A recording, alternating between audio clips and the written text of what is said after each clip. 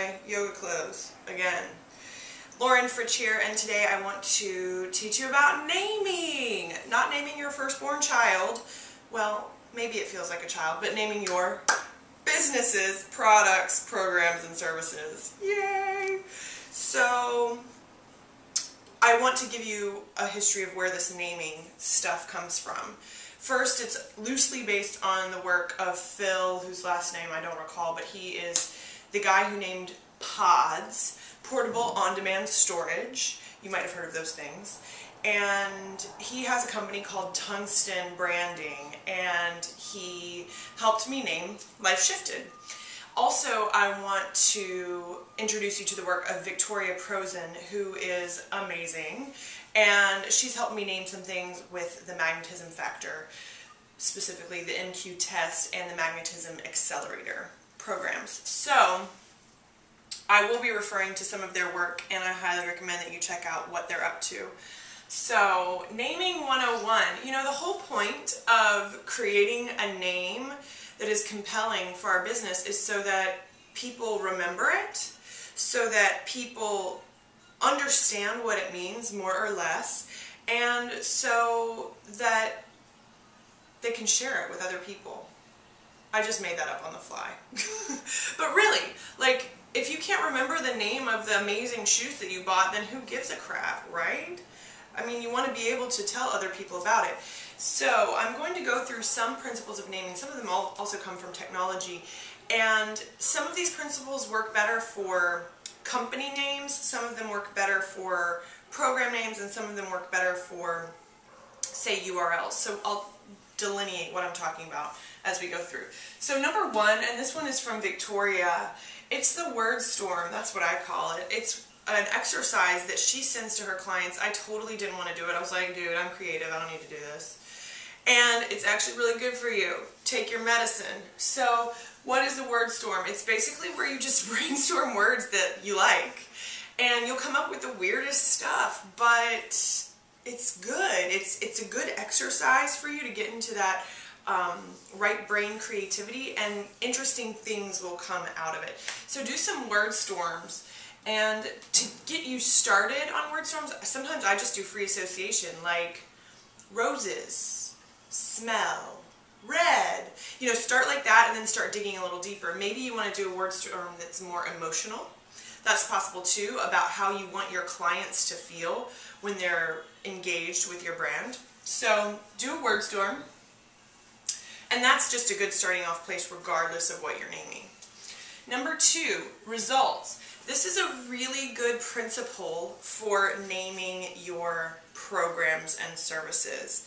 So for instance, I went to a program called Event Profit Secrets with Lisa Sasevich. eventprofitsecrets.com. What do you think we're going to talk about? How to make profits with events. Pretty straightforward. So it's communicating what the offer, or what the result is from the actual program or product. So think about what the results are, write those down, and then see if there are some words in there that make sense for your name. Next up, combos. So this one I learned from Phil, and when he and I were working together, I was like, wow, this guy is kind of a big deal because he named pods, and that's pretty brilliant. And we'll get to pods in a second. But he taught me something that was really interesting and was really helpful for Life Shifted. So for instance, one of the combinations that professional namers do is that they will take words with positive associations like on, yes, good, life, and they'll put it with a more descriptive word from a word storm that describes the brand a little bit more closely, and they'll get things like OnStar, which you might remember, but is no longer, I think, in existence. OnStar is a great name. Like, that has lots of wonderful positive connotations. Bank One, Bank First. So those are combos that people have put together. So what you can do is you can basically just write down a whole bunch of words that have positive connotations, because I'm hoping you're making a positive business, and then write down words that sort of describe more accurately what your business is, and you can start putting those together. They're modular. Like, just try them out. See how that works. It's a great way to come up specifically with brand names, with business names. Okay, so the next one, acronyms. So PODS is a great example of that, portable on-demand storage. Not only does it describe it very clearly when you know what each letter in the acronym means, but also as a whole, pods describe what they are and what they look like, because they're like pods where you stuff your stuff inside. It's pretty wonderful.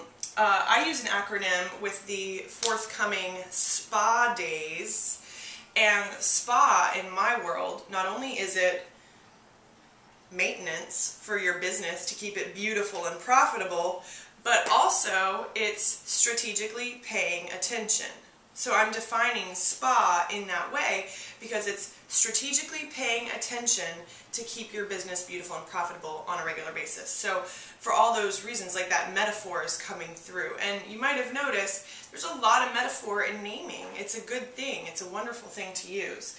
And then finally, gibberish. This is especially helpful when you're creating something that is a product or a tech or a .com type name.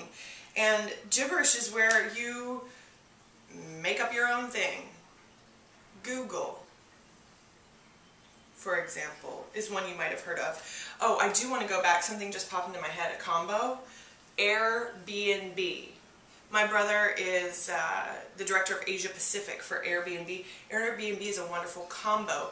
Air, positive connotation, general word. B&B, we know what that is. Bed and breakfast, right? Pop it together. Bam, there you go. So, anyway, food for really good thought.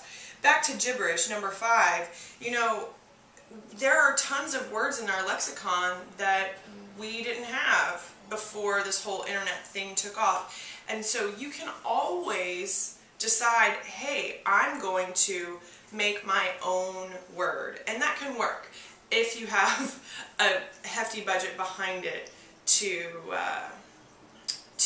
brand that word. So for instance, another gibberish word, Tumblr, is a gibberish word that we now use as a verb as well. And so Tumblr has connotations of other words, you know, tumble, pretty much, but it's its own thing because it's spelled differently. So Tumblr is another example, and it's a good one.